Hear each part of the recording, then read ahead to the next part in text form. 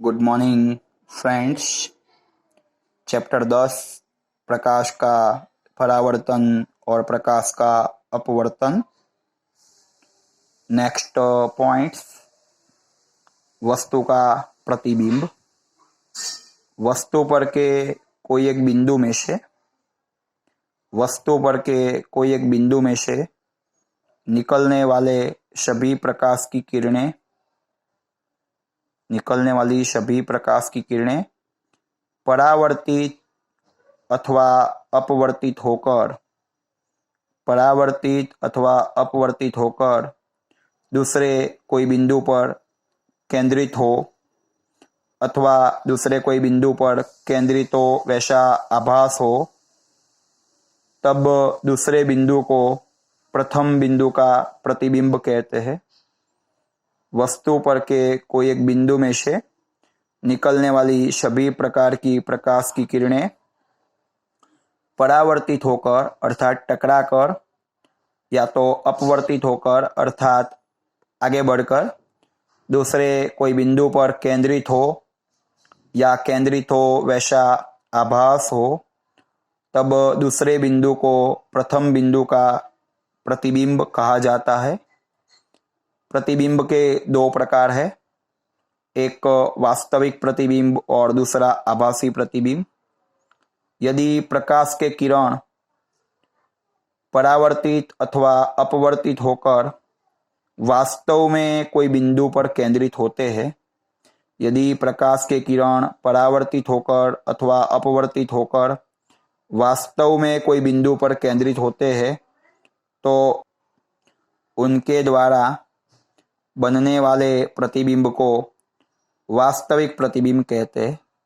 अर्थात परिभाषा के अनुसार जो परावर्तित किरणें या अपवर्तित किरणें एक दूसरे के साथ वास्तव में केंद्रित होती है, जबकि आभासी प्रतिबिंब में यदि प्रकाश के किरण परावर्तित या अपवर्तित होकर वास्तव में नहीं मिलते परंतु कोई बिंदु पर मिलते हो वैसा हमें आभास हो, वास्तव में नहीं मिलते परंतु कोई बिंदु पर मिले वैसा हमें आभास हो, तो बनने वाले प्रतिबिंब को हम आभासी प्रतिबिंब कहते हैं। अर्थात वास्तविक प्रतिबिंब में परावर्तित या अपवर्तित किरणें कोई बिंदु पर वास्तव में केंद्रित होगी, जबकि आभासी प्रतिबिंब में परावर्तित या अपवर्तित किरणें कोई बिंदु पर मिलती है वैसा हमें आभास होता है।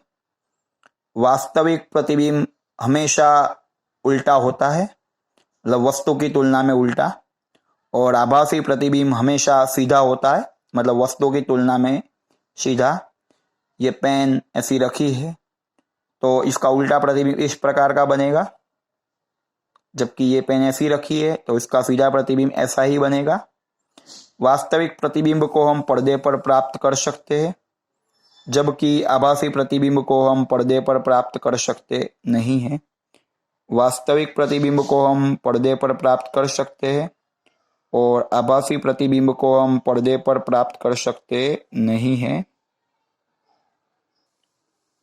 यहाँ पर आप देख सकते हो प्रकाश की जो परावर्तित किरणें वास्तव में मिलती है अर्थात वास्तविक प्रतिबिंब, और यहाँ पर जो परावर्तित किरणें कोई बिंदु पर मिलती है वैसा हमें आभास होता है, अर्थात यह प्रतिबिंब का प्रकार आभासी प्रतिबिंब।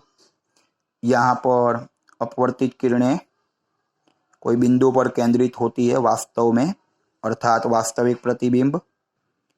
यहाँ पर अपवर्तित किरणें कोई बिंदु पर केंद्रित हो वैसा हमें आभास होता है, अर्थात आभासी प्रतिबिंब।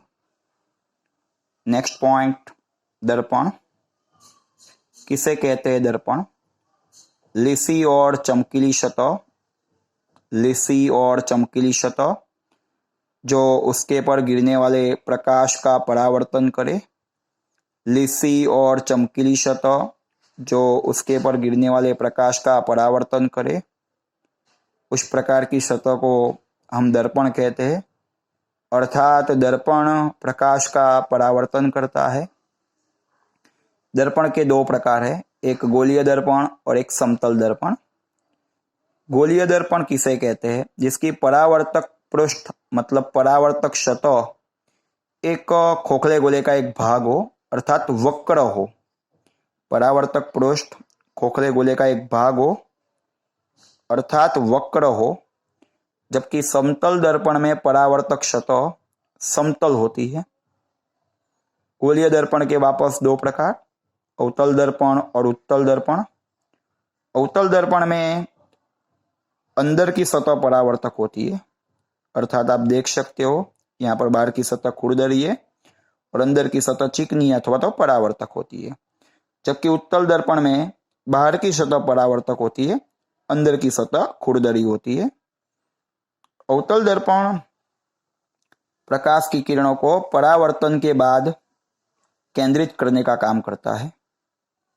अवतल दर्पण प्रकाश की किरणों को परावर्तन करने के पश्चात केंद्रित करने का काम करता है, इसीलिए इसे अभिसारी दर्पण कहते हैं।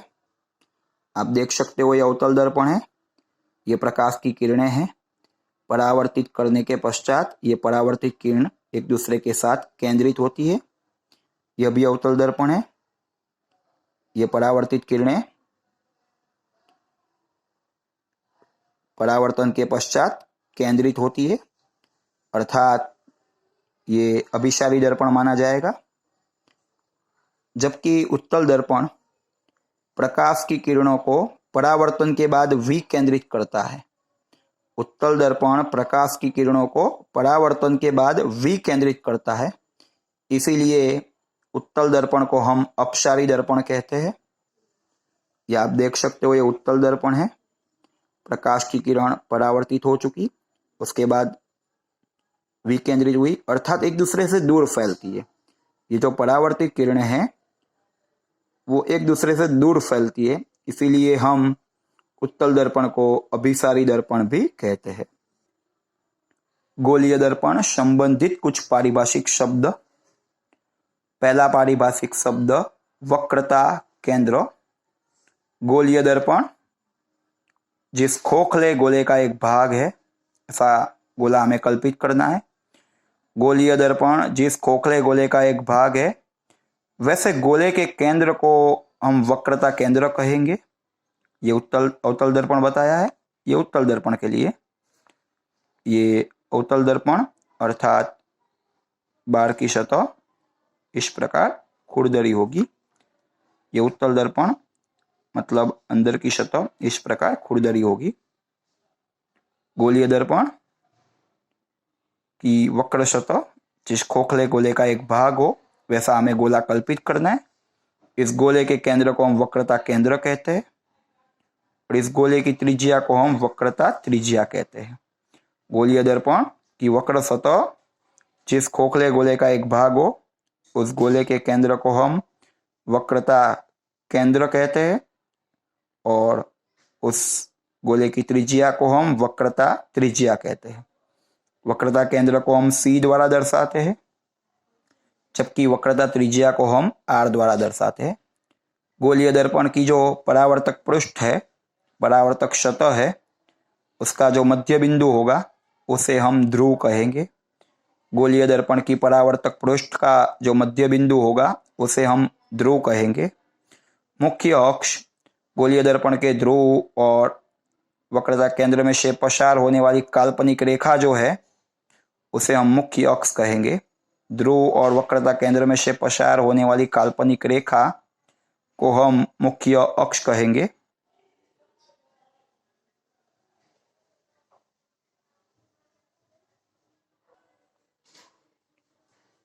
मुख्य फोकस अवतल या उत्तल दर्पण में मुख्य अक्ष के समांतर प्रकाश की किरणें गोलीय दर्पण पर पहले आपतित होगी, फिर परावर्तित होगी। उसके बाद मुख्य अक्ष पर जिस बिंदु पर मिले अथवा जिस बिंदु पर से विकेंद्रित हो ऐसा हमें आभास हो, उस बिंदु को उस अवतल दर्पण की अथवा उस उत्तल दर्पण की नाभि कहते हैं।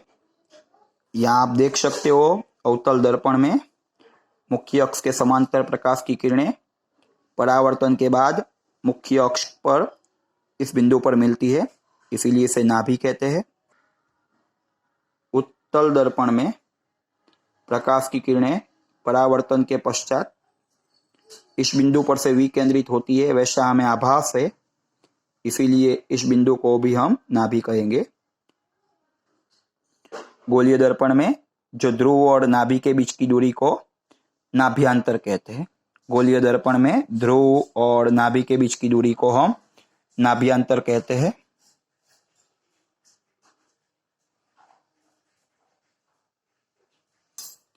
ये उत्तल दर्पण में ये ध्रुव है, ये नाभि है, इन दोनों के बीच की दूरी को हम नाभ्यांतर कहेंगे। यह उत्तल दर्पण है, ये ध्रुव है, ये नाभि है, ध्रुव और नाभि के बीच की दूरी को हम नाभ्यांतर कहेंगे।